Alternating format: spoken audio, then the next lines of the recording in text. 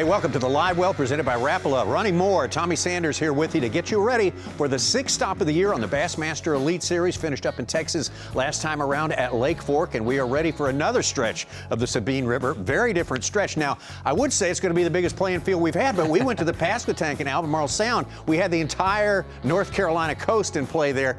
This one's in second place, but not far behind because you can go all the way from the Toledo Bend Dam, about 200 miles through the intercoastal, across Galveston Bay, over to one of the suburbs of Houston and fish in this, and we've had anglers go to almost each extreme. It's not wide, but it is long and far, Tommy. You can go a long ways. I got my short sleeves on now because we are going to the heat of the summer in Texas. We're going there. It's definitely a change in our season.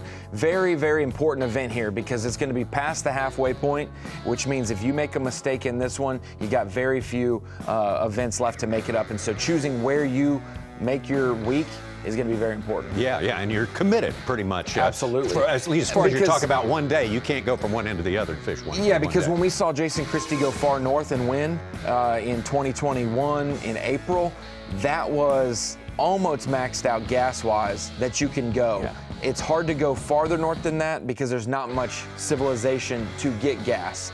When you're on your way to Houston, a couple stops to do that. So there's gas south of takeoff, north of takeoff. You got to be pedaling that throttle a little bit. And the Houston run gives you not so much time to fish. Yeah, absolutely. So time, do you stay close? And I think the thing is now, Tommy, people have been here enough. Staying close is the ticket. It's just what part of staying close is going to win. Is it a couple miles north of takeoff, right out in front of takeoff? Is it a couple miles south? Where that area will be, we'll see this year. The fish not changing, not in transition time. No. This time they're pretty much set up for the summertime. No, they should be well off the bat. You know, they're so far south that this is one of the second most places that spawns. You know, we think about Florida, you think about South Texas. I would think Orange is going to be one of those early spawn places. I got word from someone that said, you guys are going to be in for a treat. We haven't had any crazy thing that has demolished the population. And we always of fish. do in the past. Yeah, right? leading Your into hurricanes. The fish population's there, and the size is getting bigger. Obviously, in this one, we can only be in Texas. Don't go to Louisiana, so we're limited on some of those winning weights that maybe win local events that they can do both. For us, and the regulations we're under, just Texas, but we've seen just Texas will put on a show as well, Tom. All right, who are we looking at to do well? Possibly some past champions. Yeah, I got it first. Kudos to Brock Mosley. I mean, when you think about the Sabine River, he's not from there. He's from Mississippi. Right. But boy, he has shown up every single time. I think he has every event he's ever fished here in the top 13. He's never been worse than 13th or 14th place. So absolutely up his alley and style of fishing. He's our winner at the most recent one in 2023 around this time of the year, and then got second in the one in April where Jason Christie won. One of his most famous seconds there that Brock was unfortunately famous for in the next. That was with the long run to Houston. He decided to stay closer to home and did get his win. Yes, the next absolutely. time around. I think, and then these other two guys, they play shallow fishing very, very well. Stylistically, it lines up for a flipper and a pitcher, maybe a winder of a bladed jig or a crankbait, and maybe small topwaters, things like that.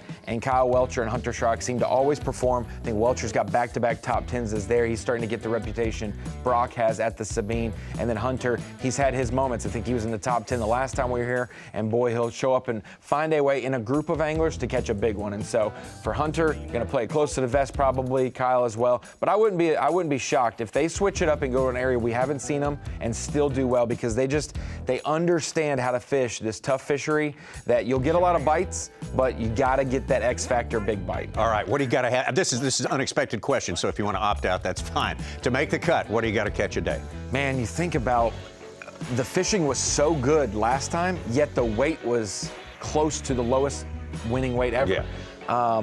You know, when you think about, you think 9 to 10 pounds a day to make the top 50, and probably another 10 pounds or so on top of that. So you got to be in that 30, I'll say 33 pounds to make that final day maybe. And I'm thinking on the high side possibly. I think we're more upper 40s this time to win instead of lower 40s. So maybe an extra pound or two per day for some of these anglers. Not consistently, but that big one may show up and help you get to that weight. But yeah, I'd say 10 pounds a day is going to get you close.